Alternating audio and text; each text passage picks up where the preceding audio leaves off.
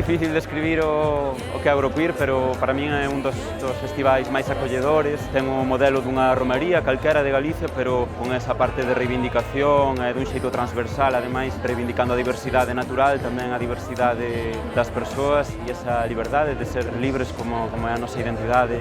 Eu sempre son moi feliz aquí.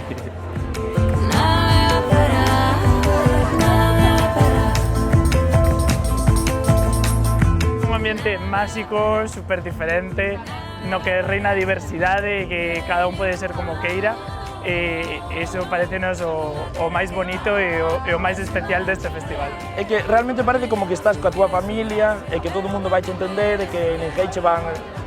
Non sei, que sempre vas estar seguro aquí. Eu quería dicir que é a primeira vez que veño aquí e que non vai ser a última. Eu creo que é unha mezcla entre cultura, tradición, porque ademais, cando vas a unha foliada, vas a unha foliada.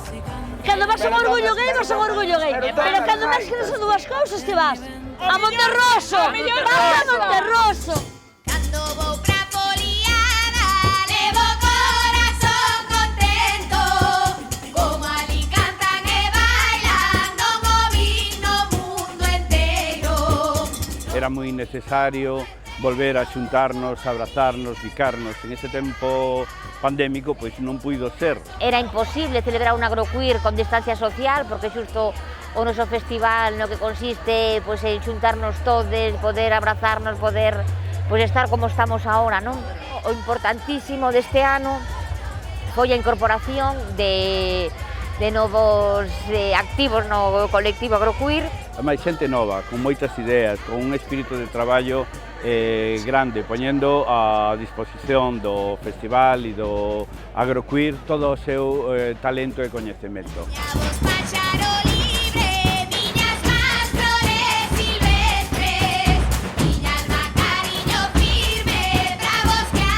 Para un monterrosino este festival supón un orgullo por varios motivos. Primeiro, pola visibilidade que dá a xente queer do rural, que tamén existimos.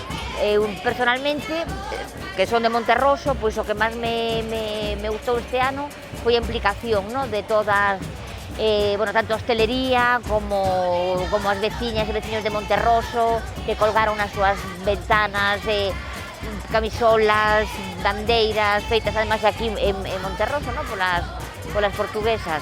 Además, sirve para situar un pouco a Monterroso no mapa, tamén a reivindicación do rural, que a veces estamos un pouco olvidados, con esta, digamos, orientación queer, pois todavía é máis importante para nós. Tamén é un ambiente moi no que aprendes un montón de cousas, ensínache, que se calquera che ensina, pois baile galego, ou a tocar a pandeireta, ou valores e cultura, que é moi importante. Parece moi importante para a educación da xente. Eu aprendi moito aquí, a verdade. Aprendi moitísimo. Si supiera por dónde iré, por tu puerta no pasaba, solo por los malos ojos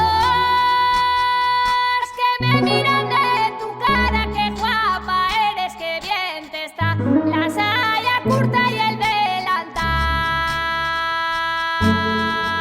Creo que sirve tanto para deconstruir, para quitarnos esos presuizos sobre o rural, como para tamén a xente do rural coñeza outras identidades de xénero, outras maneiras de vivir, e todo eso pues, enriquece a ambas partes, estou convencido.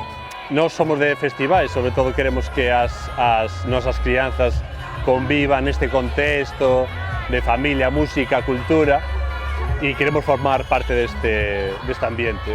E é a primeira vez, xa vos digo, e pareceme, o sea, esta diversidade é que este é a sociedade. E peino pelo, e peino ben, e fallo rizo que chista ben.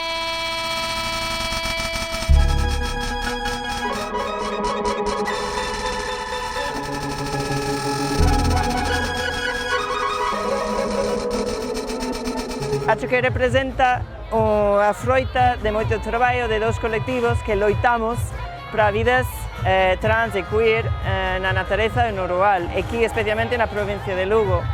E temos unha relación bastante bon e imos continuar construindo.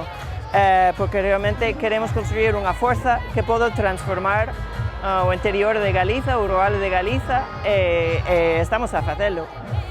Eu penso que un activismo queer e trans no rural é moito importante porque representa outra maneira de conceber as vidas diversas. Cando facemos activismo no rural, estamos construindo nun ambiente en que se construye máis lento, en que se transforma o ambiente inteiro. Na cidade, ás veces, o activismo LGBTI e tal, construíse en burbullas, en círculos, mas no rural o que facemos é algo realmente transformador de toda a sociedade que nos cerca, que nos rodea, por necesidade, pero tamén é unha cousa moi linda. Así construímonos un pouco máis lento, pero sólido.